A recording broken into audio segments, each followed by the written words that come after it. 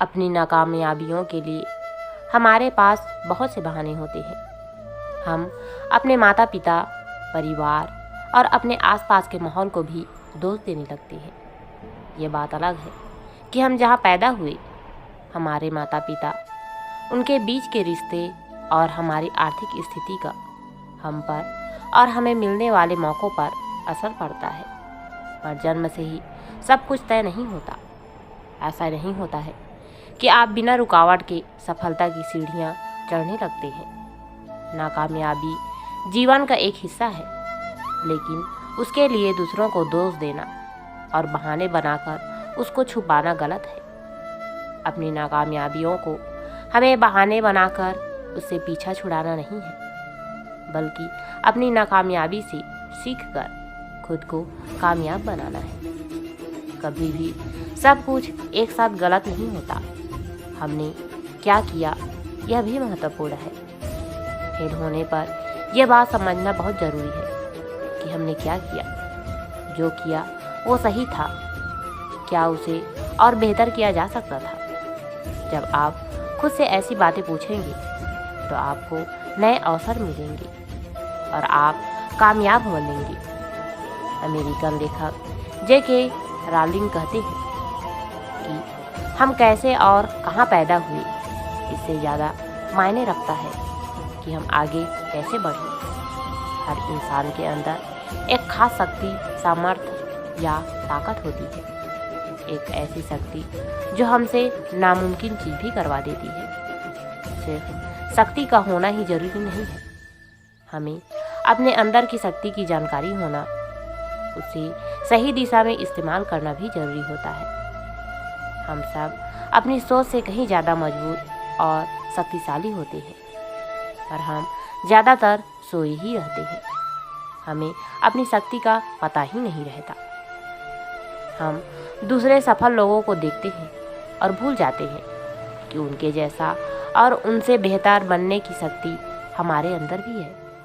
कई बार रास्ता मालूम होने पर भी हम कदम आगे नहीं बढ़ाते और कहीं नहीं पहुंच पाते।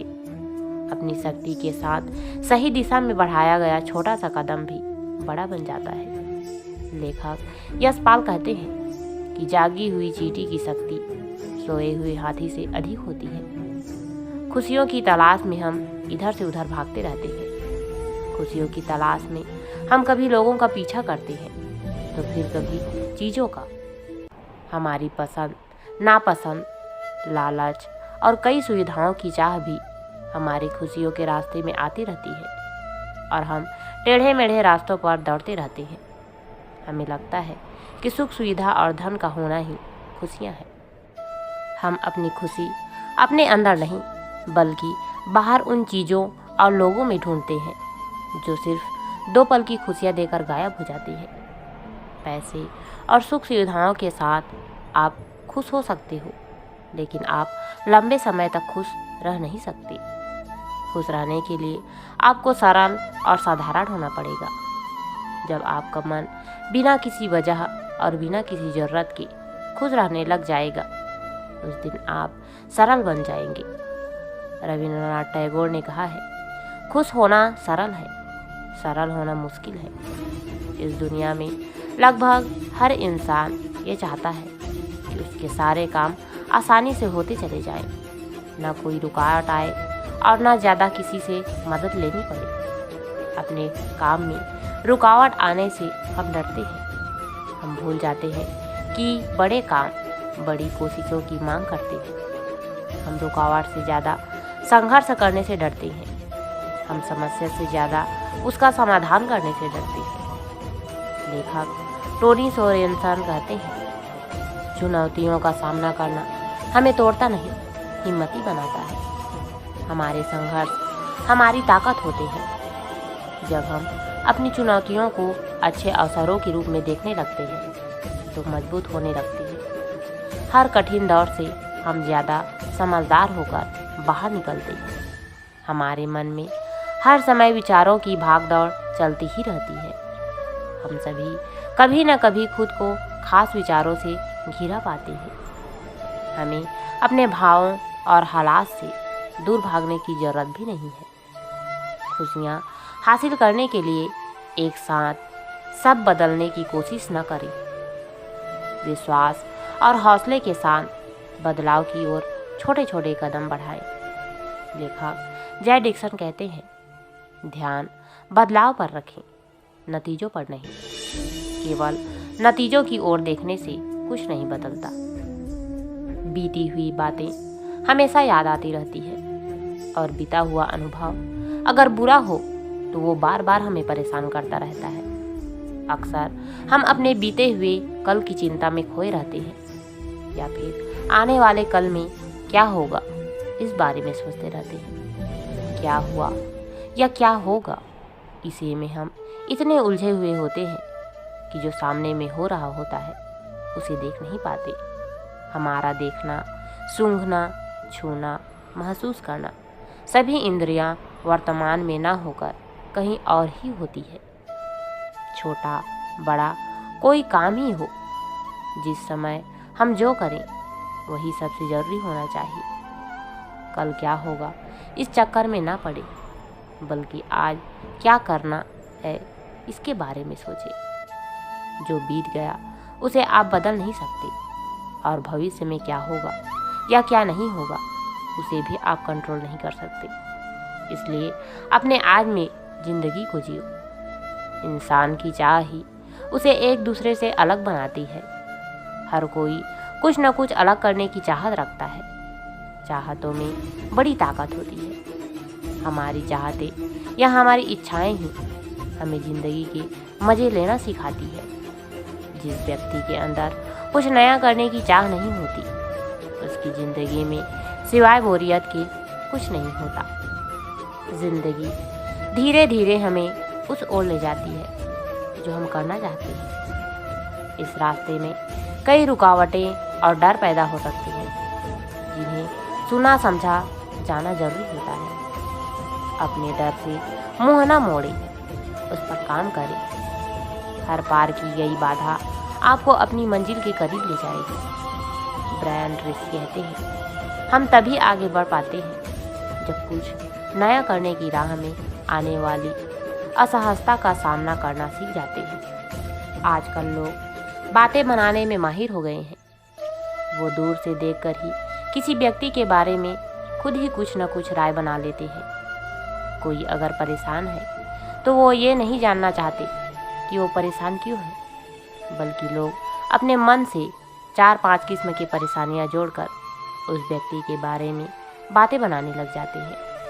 हम राय बनाने में जल्दबाजी करते हैं। ज़्यादातर समय हम दूसरों को शक की नज़र से या फिर गलत नज़र से ही देखते हैं। हमारा छोटा सा दिल दूसरों को अपना नहीं पाता। लेखिका डोजेंटा माटा कहती है, राय बनाना आसान है, समझ पाना बहुत मुश्किल। समझने के लिए करुणा, धैर्य और यह स्वीकार करने की इच्छा होनी चाहिए कि अच्छे दिल वाले भी कई बार गलत चुनाव कर लेते हैं। राय बनाने पर हम अलग हो जाते हैं और समझ से हमारा विकास होता है।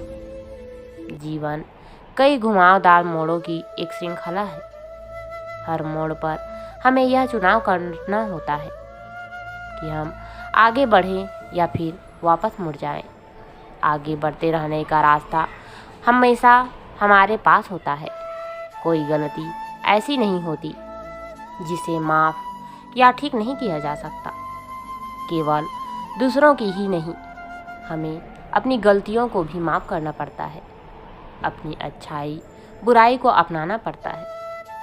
हम जो होना चाहते थे पर नहीं बन सके, इसके लिए खुद को माफ़ करना पड़ता है। ज़िंदगी में आगे बढ़ने के लिए दूसरों का साथ देना और दूसरों के साथ रहना भी ज़रूरी है। अकेले हम आगे तो बढ़ सकते हैं, लेकिन ज़्यादा दूर तक नहीं जा सकते। सबको साथ लेकर चलना एक अच्छे लीडर की निशानी होती है। फिर चाहे आप अपने परिवार के लीडर हो या फिर किसी कंपनी की। कई बार हम सब के बीच में होकर भी अकेला महसूस करते हैं। यूँ बातचीत भी चल रही होती है, पर लगता है कि कोई हमें समझ नहीं पा रहा। हमारे लिए दूसरों से खुद को बांटना अपने मन की बात कह पाना मुश्किल होने लगता है। कोशिश करने पर भी पूरी तरह हम अपने मन की बात नहीं कर पाते और धीरे धीरे लोगों से दूरी बनाने लगते हैं। अकेलेपन की स्थिति वैसे तो बुरी नहीं है, लेकिन हाँ, अगर आप अकेलेपन में दुखी रहते हैं तो ये स्थिति आपके लिए बुरी हो सकती है। ऐसा होने पर आप डिप्रेशन का शिकार हो सकते हैं, जिससे आपकी शारीरिक और मानसिक स्थिति बिगड़ सकती है। इसलिए अकेलेपन से दूर रहने के लिए दोस्तों से मिलते रहें। अपने मन की बात कहने से डरे नहीं, लोगों के साथ घुले मिले, एकदम से दूसरों का साथ न छोड़े। लेखिका रानिया नईम कहती है, कई बार हम अपने भीतर ही एक लड़ाई लड़ रहे होते हैं जिसकी हम अनदेखी करते रहते हैं। आजकल जिसे भी देखो वो एक बात जरूर बोलता है, यार बहुत बिजी हो गया हूँ, किसी भी चीज़ के लिए टाइम ही नहीं मिल पाता। अपने हर दिन की भाग दौड़ में हम लोग इतने बिजी हो गए हैं कि हम न अपने लिए और न ही अपनों के लिए समय निकाल पाते हैं। और फिर जब एक दिन इस बात से हमारा मन दुखी होता है या फिर दूसरों की हमसे शिकायतें और नाराज़गियाँ बढ़ने लगती हैं, तब हम अपनी और दूसरों की खुशियाँ खरीदने के लिए निकल पड़ते हैं। लेखिका लोरी डेस्ने कहती है, हमारा साथ हमारे दिए उपहार से ज़्यादा कीमती होता है।